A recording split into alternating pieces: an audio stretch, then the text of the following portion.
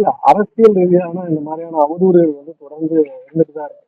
அரசியலுக்கு வந்த நாள்ல இருந்தே அதனால இப்படிதான் வன்முறை வந்து தொடுத்துட்டு இருக்கிறாங்க.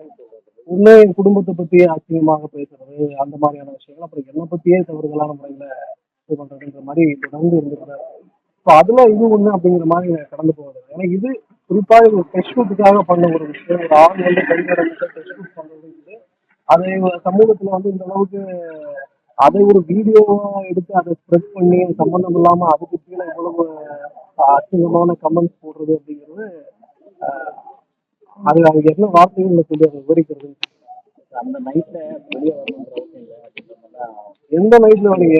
நான் டெஸ்ட் போட்டு என் வீட்டு வாசல் வெளில வர்றது உங்களுக்கு அது யார் நைட்ல எந்த வீட்டுள்ள வந்தாங்க உங்களுக்கு பார்க்கறதுக்கு. என் காரிடார்ல நடந்து வந்த போது நடந்தது தானே. ரொம்ப இதுல ஆமா, எங்கள் காரிடார்ல நடந்து வந்த போது நடந்தது. அது தரப்பு நீங்க அப்போ எதுவும் புகார் கொடுத்தா கம்ப்ளைண்ட் கொடுத்துட்டேன். அப்ப அது வந்து நாங்கள் விளக்கம் கொடுத்தோம். அந்த விஷயத்துல அப்பவும் போலீஸ் வந்தாங்க. அப்பயும் நாங்கள் விளக்கம் கொடுத்தோம். அப்ப அவங்கள வந்து கண்டிச்சாங்க. அப்படியே புகார் அளிச்சு அது ஆமா ஆமா, அது விளக்கம் கொடுத்தாங்க.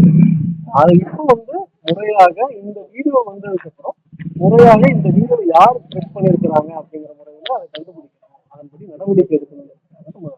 காவல் நிலையத்தில் நமக்கு சட்டத்தின் மேலாக நம்பிக்கை. எங்களுக்கு எல்லாத்தையும் விட்டாலும் சட்டம் நம்மளை காப்பாற்றும், நீதி நம்மளை காப்பாற்றுற நம்பிக்கை இருக்கு. அதனால